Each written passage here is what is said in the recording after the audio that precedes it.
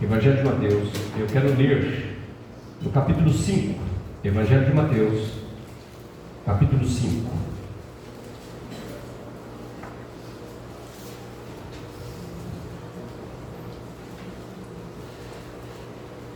Eu vou ler a partir do versículo 13 e quero ler até o verso 16. Evangelho de Mateus, capítulo 5, verso 13. Diz assim: Vós sois o sal da terra. Ora, se um sal vier a ser insípido, como lhe restaurar o sabor? Para nada mais presta, senão para lançado fora ser pisado pelos homens. Vós sois a luz do mundo. Não se pode esconder a cidade edificada sobre o monte, nem se acende uma candeia para colocá-la debaixo do alqueire, mas no velador, e alumia a todos os que se encontram na casa. Assim brilhe também a vossa luz diante dos homens, para que vejam boas obras e glorifiquem o vosso Pai que está nos céus. Nós lemos a tua palavra, Deus. Nós precisamos da unção do teu Espírito Santo, tanto para eu falar, como também para que cada um possa ouvir e entender a tua palavra. Que a tua palavra possa encontrar guarida no nosso coração, possa nos edificar, nos despertar. O Senhor nos chamou para sermos bênçãos, e que nós possamos sair daqui com a certeza que o Senhor nos deu o poder para abençoar, que nós possamos ter a disposição de te servir e te amar. Fala aos nossos corações, eu te peço em nome de Jesus, Deus. Amém. Irmãos, o quarto domingo, em toda a igreja metodista do Brasil, é dedicado às missões. A ideia é fazer com que a gente possa refletir. Todos os cultos são missionários, mas fazer a gente pensar um pouco de que Paulo diz que nos importa essa obrigação de pregar o Evangelho. Por isso Jesus está se dirigindo aos discípulos, e assim como eu estou dirigindo a vocês uma palavra com uma visão de que vocês tiveram um encontro com o Senhor, e todos aqueles que tiveram um encontro com o Senhor já receberam de Jesus uma palavra de envio.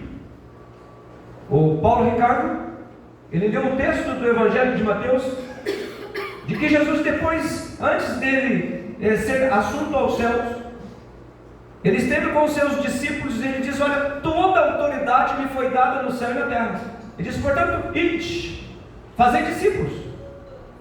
Vocês são autorizados, vocês têm o poder para fazer discípulos, batizá-los em nome do Pai, do Filho, do Espírito Santo, e ensiná-los a guardar todas as coisas que vos tenho ordenado. E eis que estou convosco todos os dias até a consumação do século. Mas quando nós pensamos no envio, no chamado e no envio, o que nós precisamos levar em conta é que Jesus não faz isso dizendo: olha, eu já fiz a minha parte, agora você vai, se vira. Ele nos envia, mas ele diz: olha, eu estou com você todos os dias.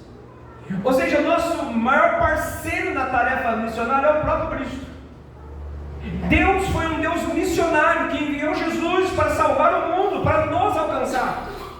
Ele fez a obra dele aqui, e antes de ser assunto aos céus, ele diz: olha, agora estou voltando para junto do Pai, e essa tarefa precisa continuar, e eu encarrego vocês a fazer isso. A tarefa missionária foi dada por Jesus para os seus discípulos, para aqueles que tiveram a oportunidade de conhecê-lo ou tenham a oportunidade de conhecê-lo. E uma igreja que não se preocupa com a missão, que não investe em missão, é uma igreja que está fora do propósito Imagina uma igreja que se contenta em vir aos domingos na igreja, volta para casa e não tem nem um pouco de compaixão para aqueles que estão se perdendo, caminhando para a eternidade sem Deus. Imagina a gente voltando para casa e a gente investe e enfia de cabeça para baixo nas nossas atividades, nas nossas preocupações e tudo que nós temos, e nós não nos damos conta que enquanto estamos vivendo assim, nós esquecemos de pessoas que estão precisando de nós. Sabe o que é mais triste de pensar? É que as pessoas, um grande número de pessoas que precisam ser evangelizadas estão dentro da nossa própria casa. Pessoas que ainda não tomaram uma decisão ao lado de Jesus. Que se Jesus chamá-lo, ou se Jesus voltar, essas pessoas vão ficar aqui. Imagina você chegando lá no céu, sozinho, para Senhor, mas e aí? E o Senhor vai falar para você: escuta, mas você era um missionário lá dentro da sua casa. Você já parou para pensar nisso? E Jesus nos incumbiu essa tarefa. Por isso a igreja, ou nós igreja, temos a responsabilidade de fazer lição. E veja, essa passagem que nós lemos, ela fala da natureza do testemunho cristão e fala da missão da igreja. O texto é simples, todos nós o conhecemos. Depois que Jesus escolheu seus discípulos, ele sentou lá no monte junto com os seus discípulos. E ele, se você der uma olhadinha na tua Bíblia, o capítulo 5, a gente vai ver, ele começa o sermão do monte. Ele vai falar das bem-aventuranças. Ele vai dar um padrão do cidadão do reino. Ele vai passar uma visão de reino para os seus discípulos, que agora eles seriam enviados. Eles teriam que enfrentar o mundo lá fora.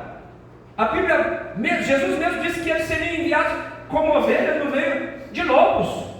E eles precisavam ter um respaldo. Eles precisavam ter uma bagagem, eles precisavam ter um manual de conduta para enfrentar essa tarefa missionária. Então Jesus senta com eles, depois de escolher, e Jesus então agora vai desafiá-los quanto à caminhada do reino. E essa passagem é um chamado para viver a fé de forma visível e ativa.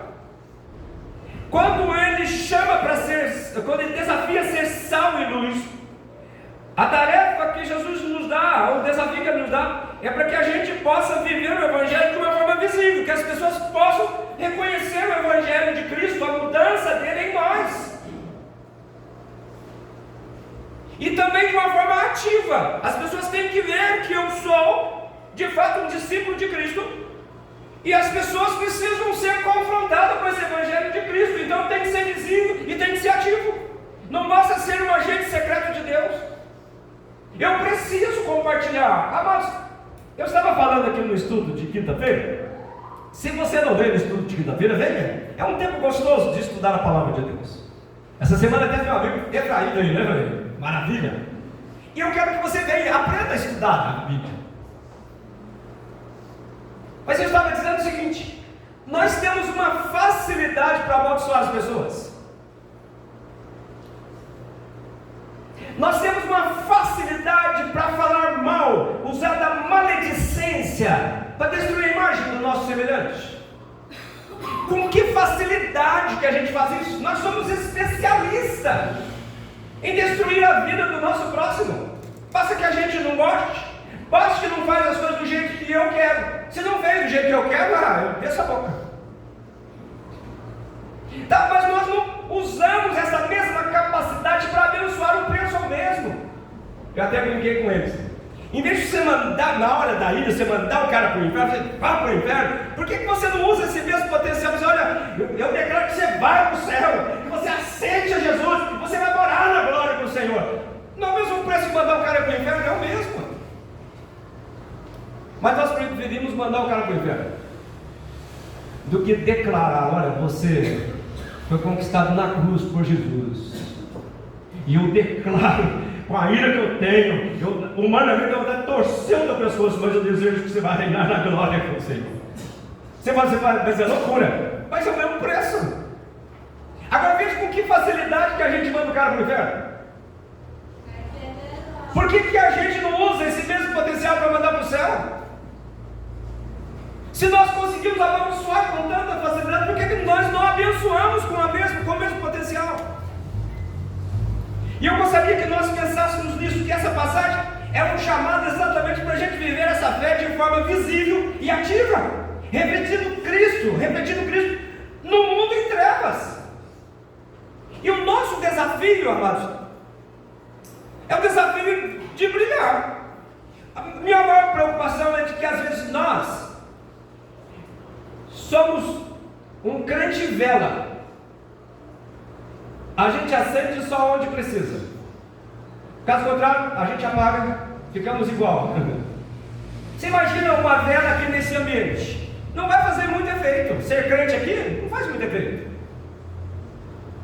Mas se você apagar essas luzes e acender com um palito de fósforo, você vai ver o efeito que causa essa pequena chama nesse ambiente. Esse mundo em trevas precisa ser impactado com a minha luz,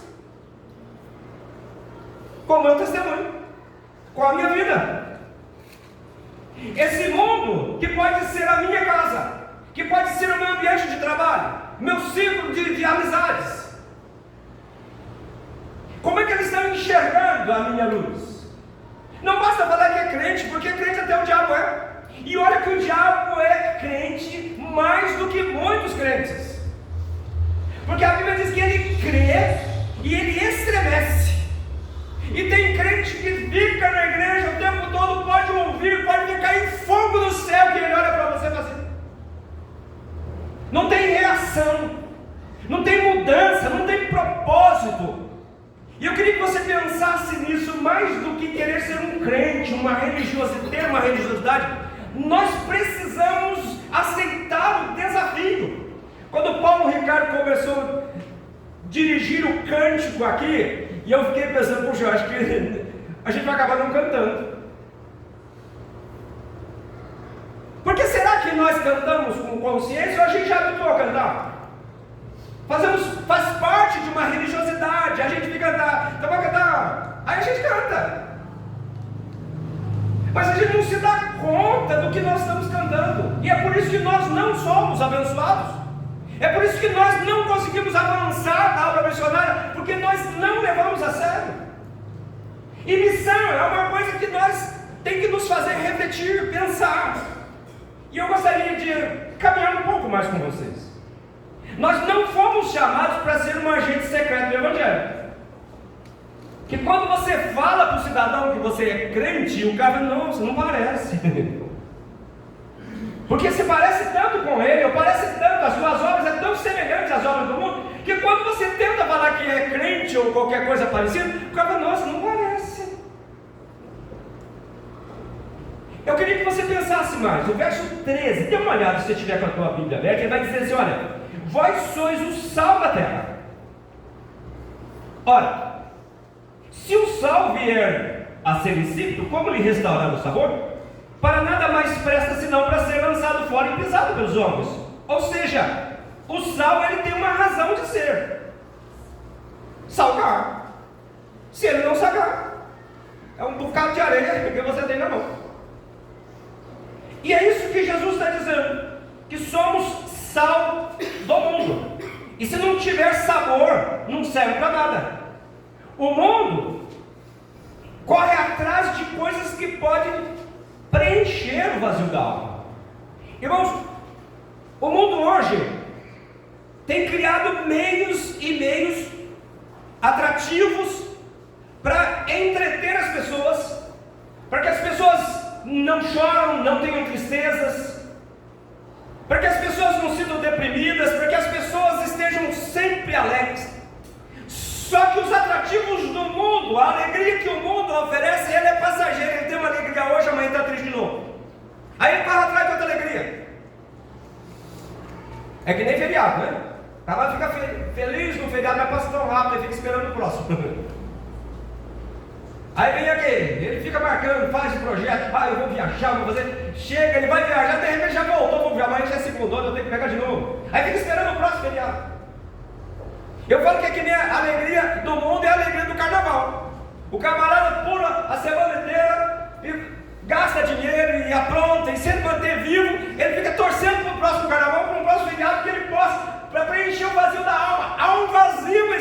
potencial nas pessoas.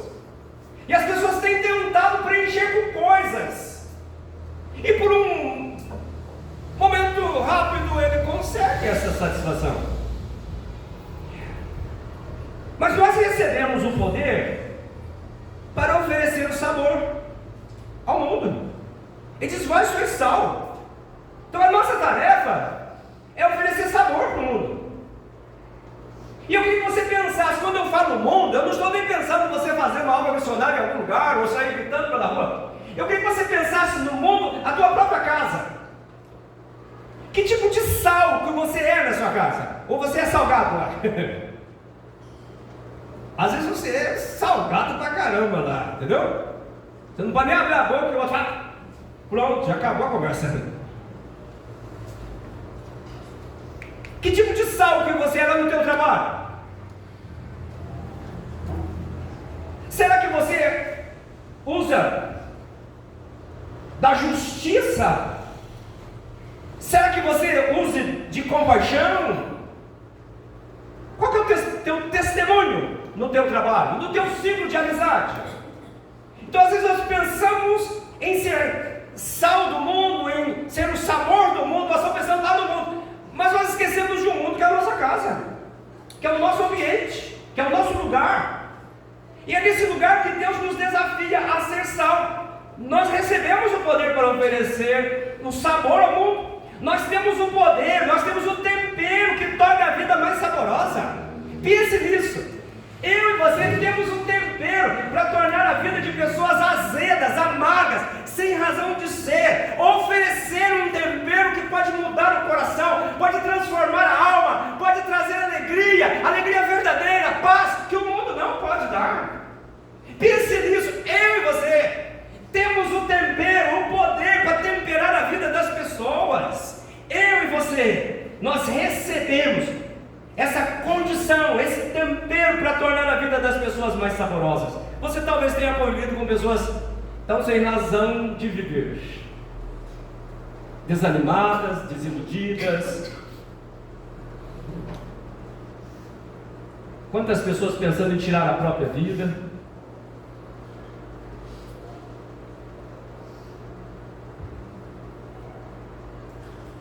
E Jesus nos desafia a acrescentar esse sabor nas pessoas que estão ao nosso redor. O desafio que Jesus nos traz através desta palavra é o seguinte: ofereça, acrescente esse sabor nas pessoas ao teu redor. Mas para isso nós precisamos ter uma vida com Deus.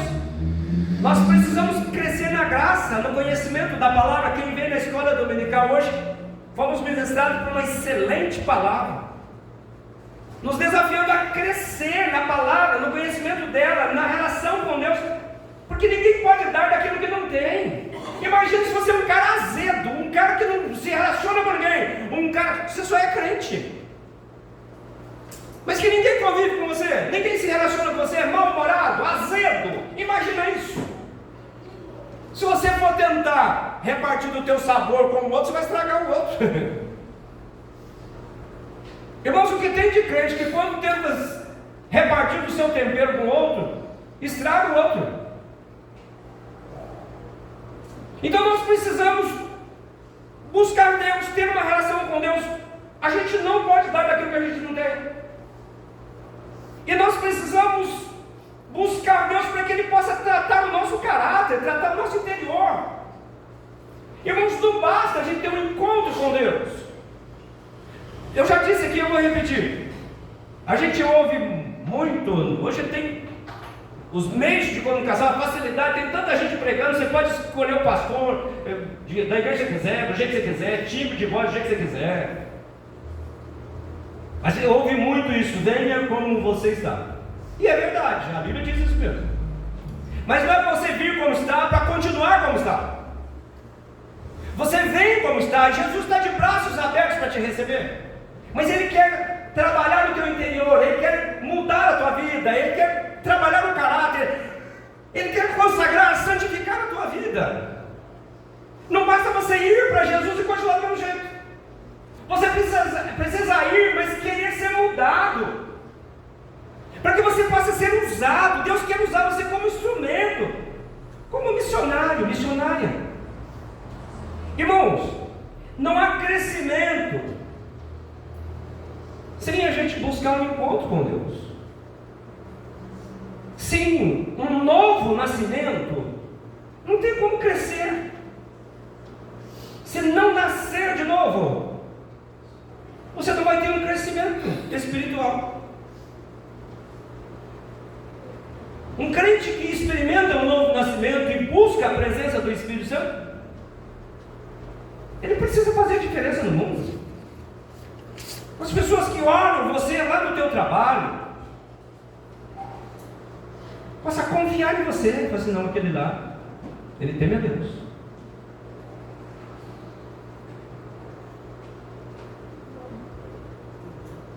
Eu costumo dizer que ser crente na igreja é fácil, mas o desafio é ser sal fora do saleiro.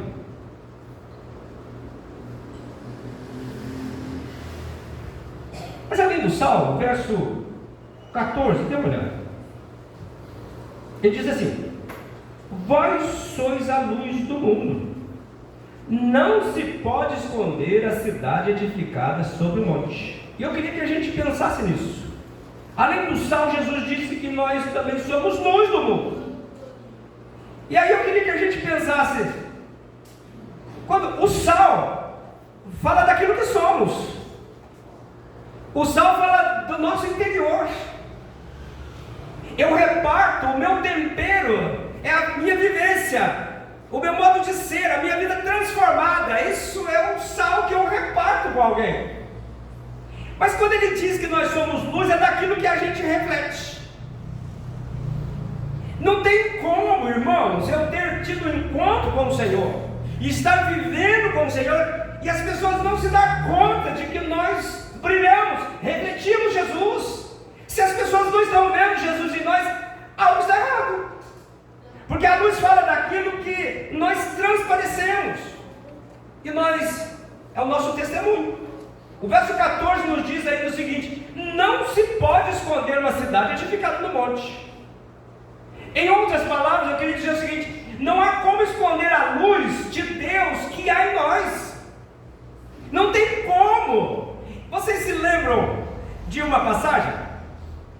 Moisés ficou 40 dias e 40 noites no monte falando com Deus. E diz a Bíblia que quando ele desceu do monte, o seu rosto brilhava. Ele não se dava conta de que o seu rosto estava brilhando, mas quem via ele, olhava o rosto, ele estava resplandecente. Porque ele teve um encontro com Deus, ele teve um tempo de comunhão com Deus. É preciso que a gente pergunte: será que o nosso rosto brilha na nossa relação do dia a dia? Talvez ele não brilha, mas a gente fica com aquela cara. O desafio de ser luz, ele não é tão simples, porque ele depende da nossa relação com Deus, do nosso tempo de estar com Deus. E eu quero pensar com vocês: a natureza de quem viveu uma experiência com Deus é brilhar. Não tem jeito. Ué, se você é uma luz, porque ele reflete Cristo em seu viver, no seu falar, no seu agir. Mas esse luzeiro, ele não consegue se manter por força própria. Ele precisa de um óleo que abasteça esse luzeiro. E esse óleo é o Espírito Santo de Deus. Se nós não buscarmos a unção, o poder, a graça, a virtude, se nós não permitirmos que o Espírito Santo produza o fruto dele em nós, nós vamos ser uma lamparina, mas não vamos ser uma luz. E o que Jesus está dizendo é que nós somos luz, mas nós não conseguimos ser luz por nós mesmos. Nós precisamos estar no lugar para brilhar. Ele diz: olha, não se acende uma lâmpada para colocar debaixo do alqueire, debaixo da mesa, mas acende uma lâmpada para colocar no lugar, no velador. Eu já morei na roça.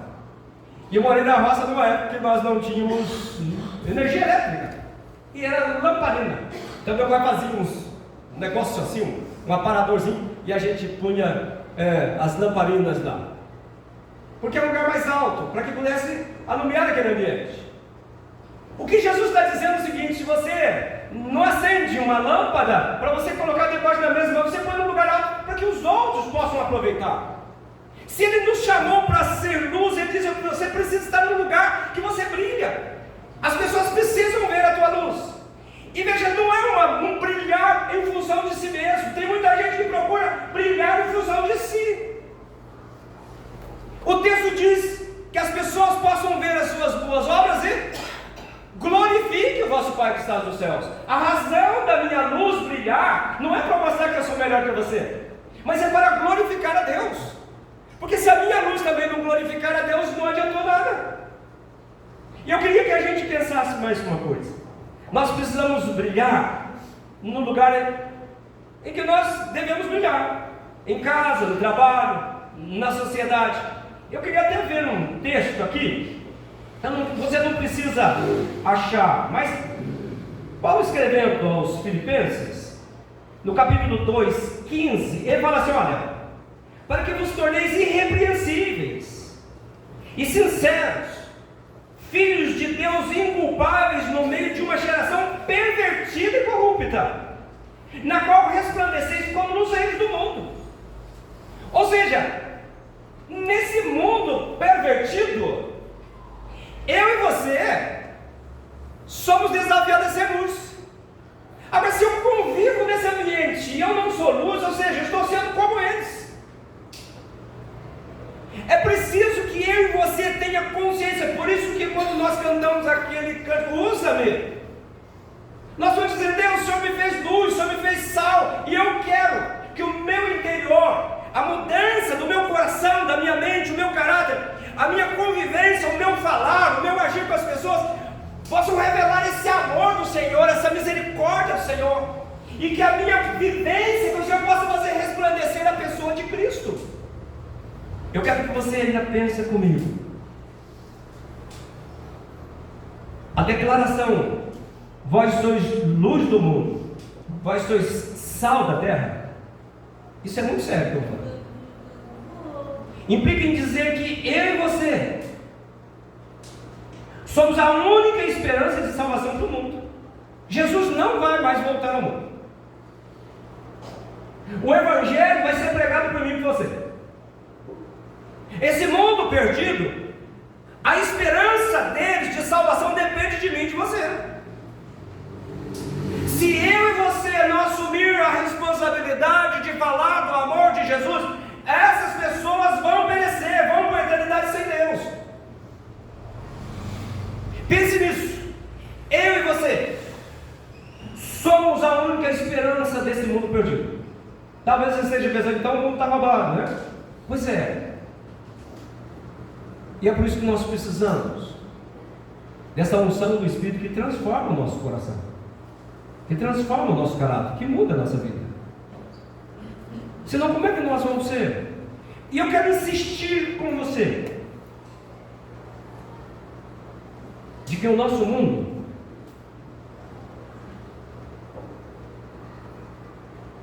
pode ser a nossa própria casa, pode ser o nosso próprio trabalho, pode ser a igreja.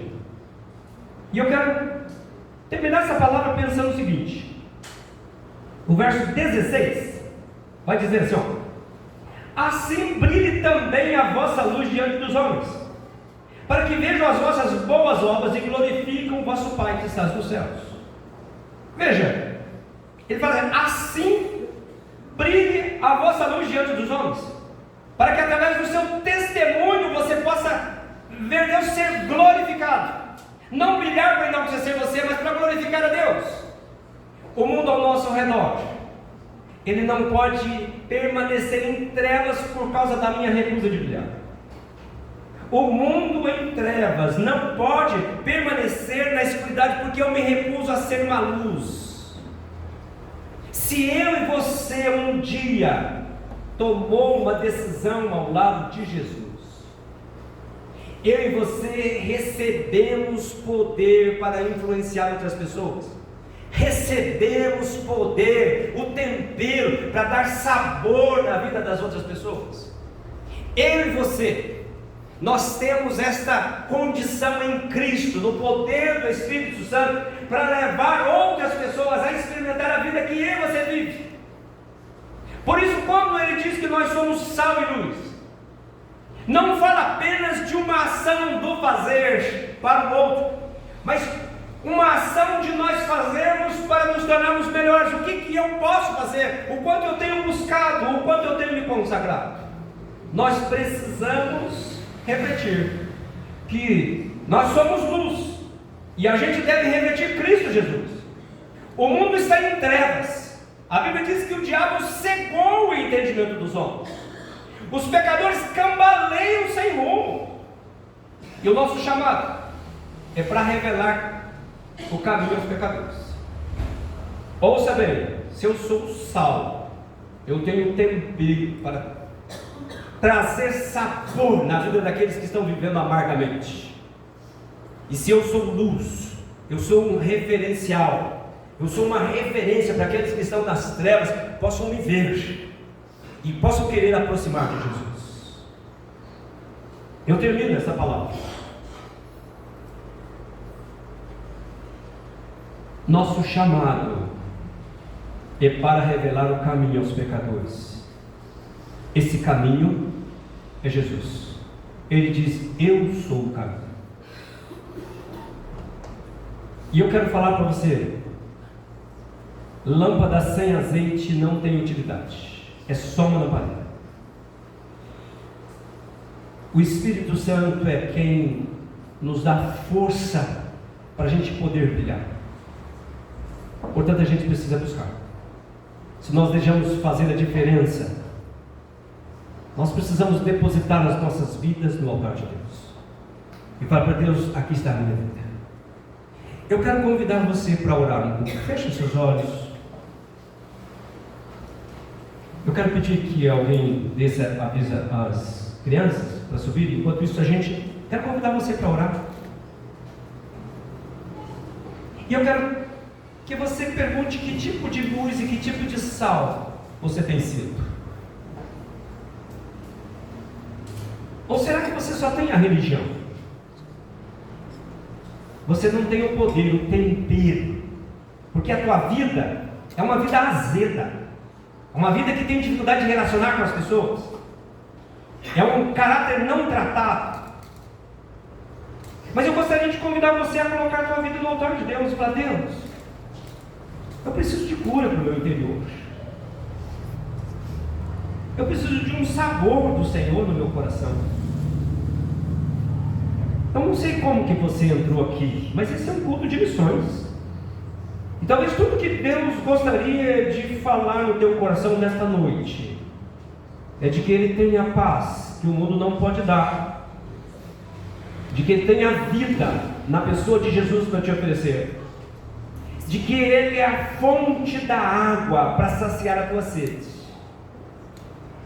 Talvez você esteja aqui hoje e você esteja precisando desta água que sacia a sede, que talvez os recursos deste mundo que você tem procurado, valores, poder, não tem saciado a tua alma, e de que você não consegue ter paz no coração, porque essas coisas trazem paz momentânea. Talvez você tenha autoafirmação em nome de uma religião, mas eu não estou falando de religião, eu estou falando de Jesus. Eu e você precisamos de Jesus, e eu e você fomos chamados para ser sal e luz. Por isso, se você tem consciência desse chamado, glorifique a Deus. Deus, obrigado, porque eu quero ser usado como um farol que brilha, que revela caminho, uma flecha que acerta o alvo. Mas se você não tem essa consciência, eu quero convidar você para se apresentar diante de Deus. Fala: Jesus, eu preciso do Senhor. Olha alguns instantes. Não se preocupe com a chegada das crianças. Não perca a oportunidade. As crianças vão entrar, elas vão se acomodar, cada pai vai cuidar do seu filho. Fique tranquilo. Continua orando. Continua orando.